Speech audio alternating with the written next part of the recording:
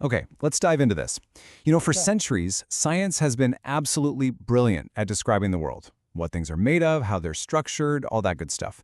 But there's this really fundamental question that's been hiding in plain sight, one we see every single day that we just don't have a great language for. I mean, really think about that for a second. A person grows up, they change, but they're still the same person, right? A company completely reinvents itself, but it keeps its core identity. An idea spreads and adapts, but still holds on to its essence.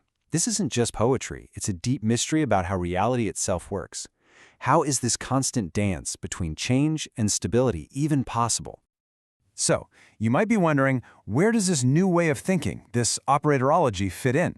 Well, it's not here to replace physics or math, not at all.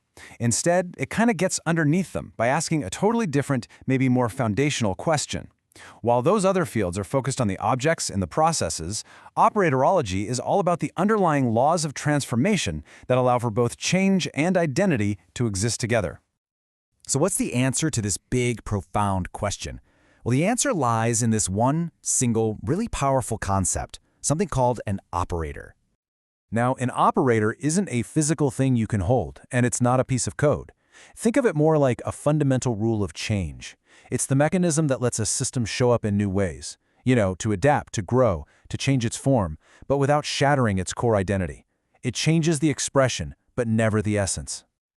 To really get your head around this, it helps to think about what an operator isn't. Let's say you're baking a cake. A formula? That just tells you the final temperature, 350 degrees. An algorithm? That's your recipe. Mix the flour, the sugar, the eggs, step by step. But the operator? That's the fundamental principle of chemistry at play. It's how heat transforms those specific ingredients into a cake. It's the why behind the what and the how. But here's the thing. These transformations aren't just random chaos. For a change to actually be meaningful, for a system to evolve instead of just, breaking apart, it has to follow two incredibly important rules. And these two rules, they're like the absolute non-negotiable axioms of the whole thing. First, any transformation has to preserve the system's core identity. And second, it has to move the system in a very specific direction towards a state of greater stability. So rule number one is all about this idea of invariance. Just think of it like a system's unique signature, or its fingerprint. An operator can change the color, the size, the position, all the outward stuff, but it can't forge the signature. It has to preserve that core character. If it doesn't, the system breaks and just becomes something else entirely. So where is all this change heading? Well, it's heading towards what's called an attractor. The best way to think about it is like a valley. If you have a ball rolling on a hilly landscape, it's naturally going to settle at the bottom of the lowest valley, right? That's its attractor. It's the state that requires the least energy to maintain. So operators don't just change things randomly. They're always guiding the system toward these stable endpoints. Okay, if you've been following along so far, this is where things get really, really interesting. Kind of mind-bending, actually, because this way of thinking gives us a completely new framework for what intelligence is, one that doesn't need a brain or consciousness or even a decision maker. The difference between the AI we always talk about and this new concept is just profound.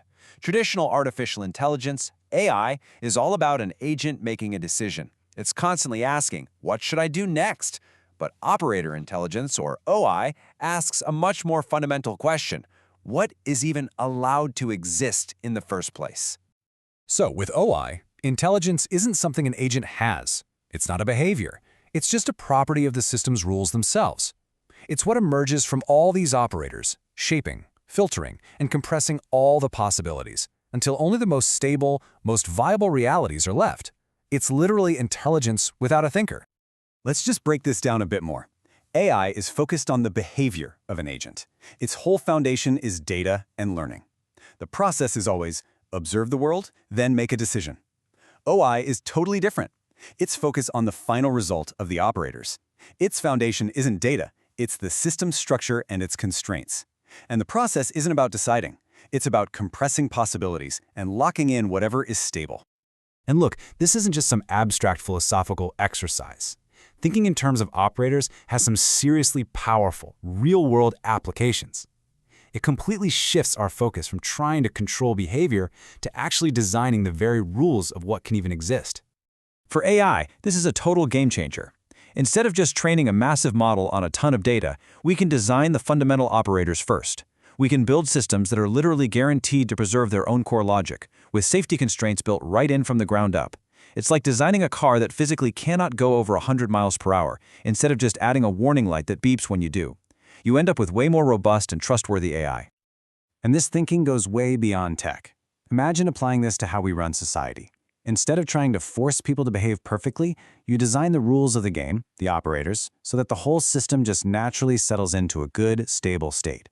For instance, instead of only punishing corruption after it happens, you design a transparent financial system where corruption is incredibly difficult to even try.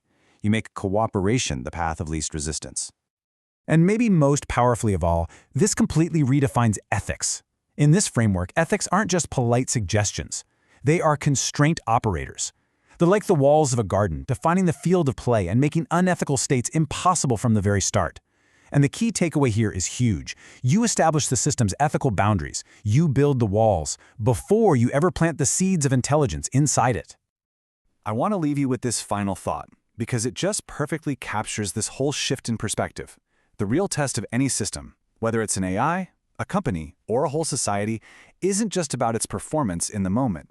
It's about its resilience. It's about its identity. It's about the fundamental transformations it can endure without breaking. It's about what can be kept.